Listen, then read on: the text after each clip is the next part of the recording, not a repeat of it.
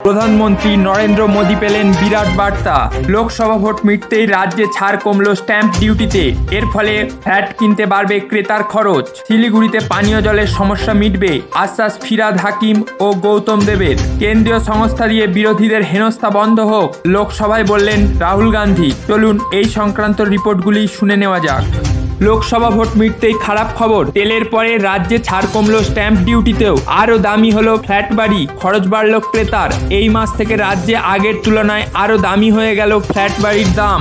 সারাক্ষণ সমাজ মাধ্যমে নজর রাখেন, টেক্সট নেক সিনড্রোমের শিকার হতে পারেন যখন তখন, জানাচ্ছেন বিশেষজ্ঞরা। সচেতন নাগরিক থেকে আইনজীবীদের বড় অংশেরই প্রশ্ন, এই নয়া বিচার ব্যবস্থায় হয়রানি আরও বাড়বে না তো? কারণ নতুন আইনে পুলিশ চাইলে 60 থেকে 90 দিনের মধ্যে একাধিক দফায় অভিযুক্তকে পুলিশি হেফাজতে পেতে পারবে। চিংড়িঘাটা পর্যন্ত মেট্রো পরিষেবা বাড়াতে স্তম্ভ তৈরির কাজ শুরু শীঘ্রই। আগামী আগস্টের মধ্যে কাজ সম্পূর্ণ করার লক্ষ্য নিয়ে মেট্রো কর্তৃপক্ষ জোর কদমে কাজ চালাচ্ছেন বলে সূত্রের খবর।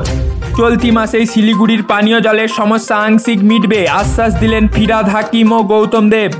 কেন্দ্রীয় সংস্থা দিয়ে বিরোধীদের হেনস্থা বন্ধ হোক, লোকসভায় দাবি রাহুল গান্ধীর। ফ্রান্সে প্রথম দফার ভোটে এগিয়ে অতি দক্ষিণপন্থীরা, তারা 3 ভাগের 1 ভাগ ভোট পেয়েছে। দ্বিতীয় স্থানে বামপন্থীদের জোট নিউ পপুলার ফ্রন্ট কোয়ালিশন এবং 3 নম্বরে প্রেসিডেন্ট ইমানুয়েল ম্যাক্রোর মধ্যপন্থী জোট।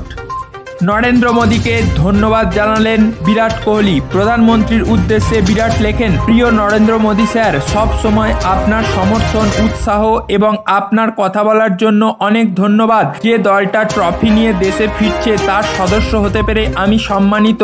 গোটা দেশে এই ট্রফি যে খুশি নিয়ে এসেছে তাতে আমরা আপ্লুত। উইম্বলডনের প্রথম রাউন্ডে সহজেই জিতলেন তৃতীয় বাছাই আলকারাজ। 7-6, 7-3, 7-5, 6-2 গেমে জিতেছেন আলকারাজ।